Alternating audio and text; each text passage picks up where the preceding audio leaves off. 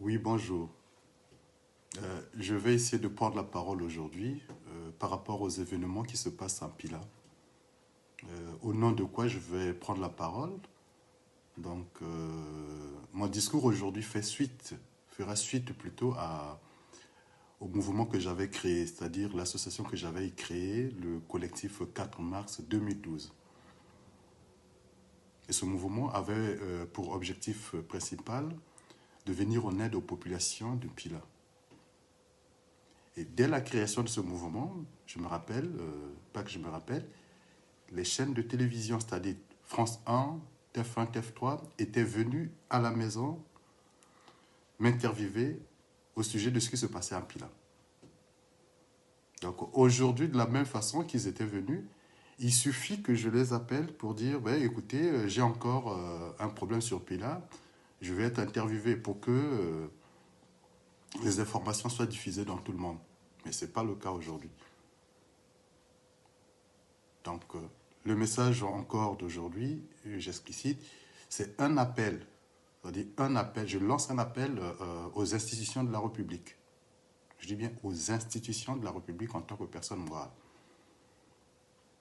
Je pars de la présidence, je pars de l'exécutif, hein, l'exécutif, la présidence, le Premier ministre et les deux chambres, le Sénat et l'Assemblée. Parce que ce n'est pas une décision unilatérale de M. Mabiala, du ministre Mabiala, d'aller dans Pila et exproprier les populations. Après 13 ans d'attente. 13 ans d'emprisonnement que je qualifie comme emprisonnement. C'était une prison à ciel ouvert. Une prison où étaient insérés c'est-à-dire les malsains,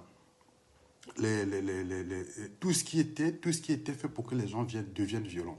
Tout ce qui était fait pour que les gens délaissent le quartier et s'en vont ailleurs. Mais cette population a été résiliente. Ils ont tenu, malgré cette sanction non méritée, ils ont tenu.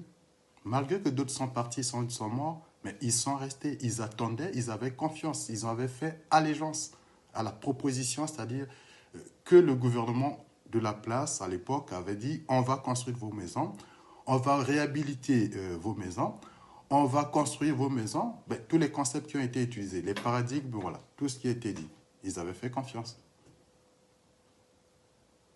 Mais aujourd'hui, malgré le démembrement du quartier, parce que vous avez fait partie par partie, vous avez indemnisé une partie, vous avez indemnisé d'autres vous avez fait par quel moyen leur donner pour qu'ils se taisent et s'en prendre à une partie. C'est comme quand on va en guerre, il faut déjà sacrifier d'autres parties et isoler les personnes pour que vous pouvez agir, prendre des plans. Mais ce n'est pas comme ça, il n'y a même pas raison. C'est une histoire de dialogue, c'est une histoire de droit réel. La notion de la propriété que vous connaissez mieux que moi, du droit patrimonial plutôt, qui se lègue, même si les parents sont partis, ça se lègue. Le patrimoine se lègue à la descendance.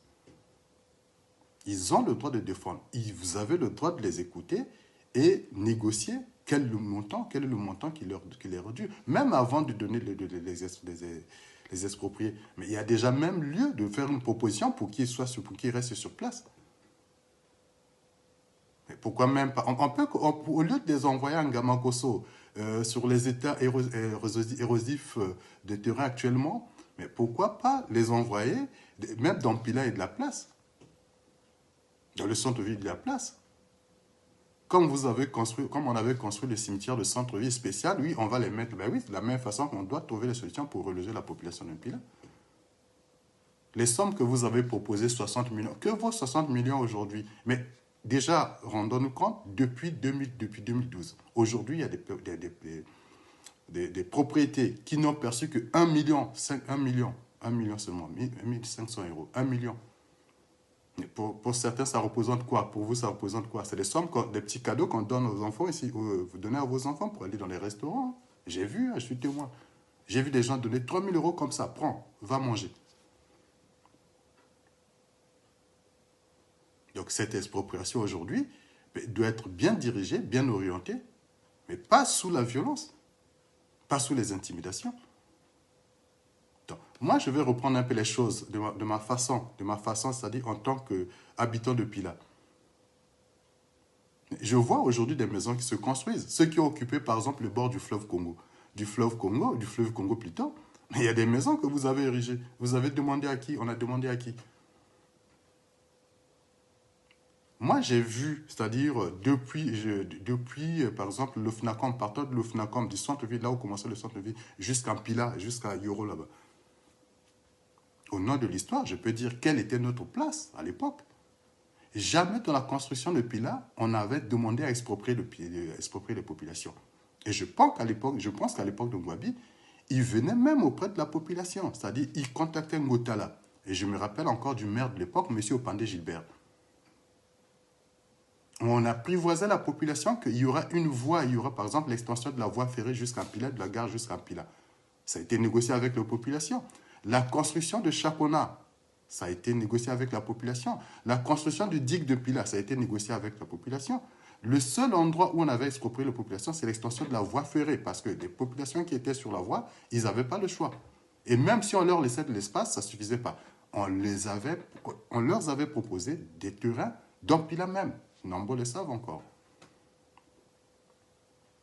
Et même s'il faut donner combien de millions, 60 millions, est-ce que ça vaut la valeur de terrain actuel dans Pila? C'est dans le centre-ville.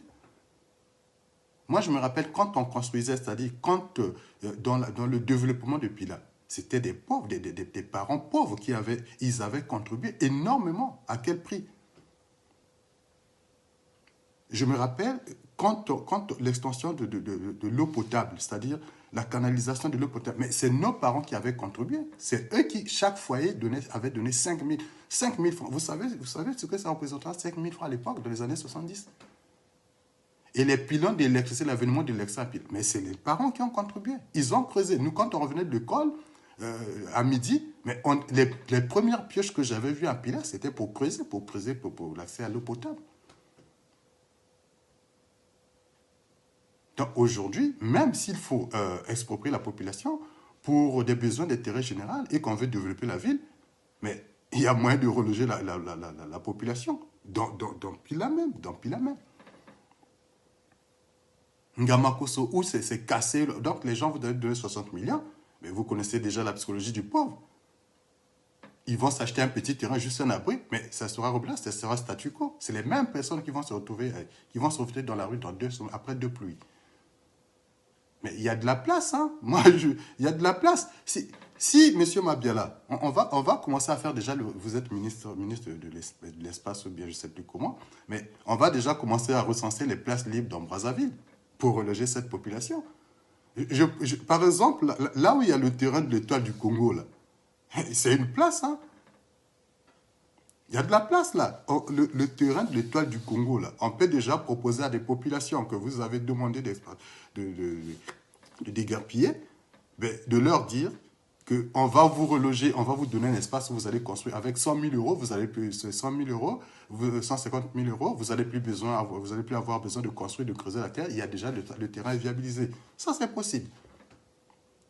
En face du palais de congrès, la forêt, là, on va dire à une certaine population que le reste, vous avez de la population, vous avez la possibilité d'aller vous installer là. On va vous construire les maisons et vous serez dans le centre, vous n'allez rien perdre. C'est des solutions. Puis là faisait la fierté de Ngwabi à l'époque. Moi, je sais, quand Ngwabi recevait ses hôtes, le premier lieu qu'il amenait les d'autres chefs d'État, c'était Pila. Le projet qu'il avait dans Pila. Par exemple, la construction de Chakona, l'inauguration de Chakona, quand il avait emmené Sihanouk, il a fait sillonner Sihanouk dans Pila. Mais j'étais là. Et à Pila, nous avons cohabité avec des Blancs. L'école de 31 juillet, c'était la propriété d'un Blanc.